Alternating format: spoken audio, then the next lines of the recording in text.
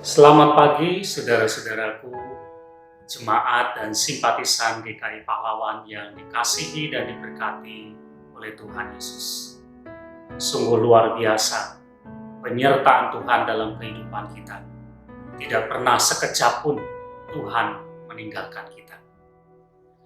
Saudara, tidak ada orang yang mau menderita dalam hidupnya. Penderitaan itu adalah sesuatu yang tidak enak, yang membuat hidup kita menjadi susah.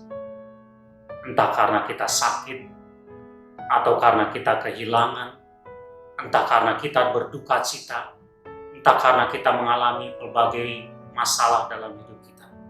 Kita tidak mau menderita. Karena itu kemudian kita berusaha menghindar. Kita menolak.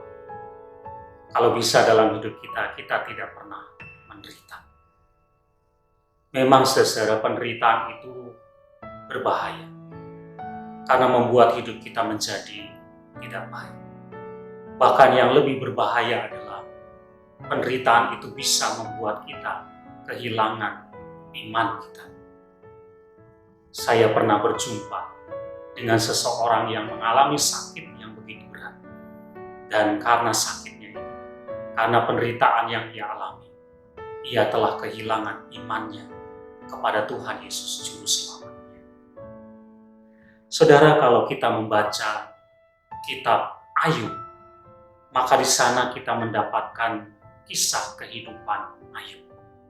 Sebuah kisah kehidupan yang luar biasa sekali.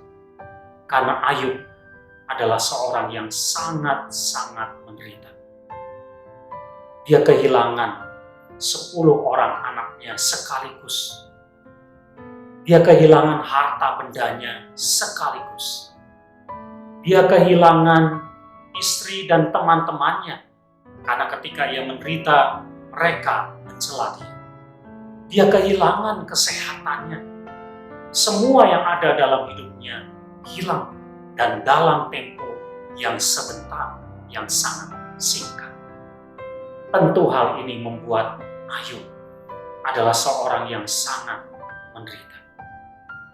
Tetapi firman Tuhan yang ada di sana mencatat, sekalipun Ayub kehilangan segala sesuatu, dia tidak kehilangan imannya. Dia tetap percaya kepada Tuhan sekalipun dia bergumul dalam imannya tentang apa yang ia alami. Tetapi dia tidak pernah kehilangan imannya kepada Tuhan.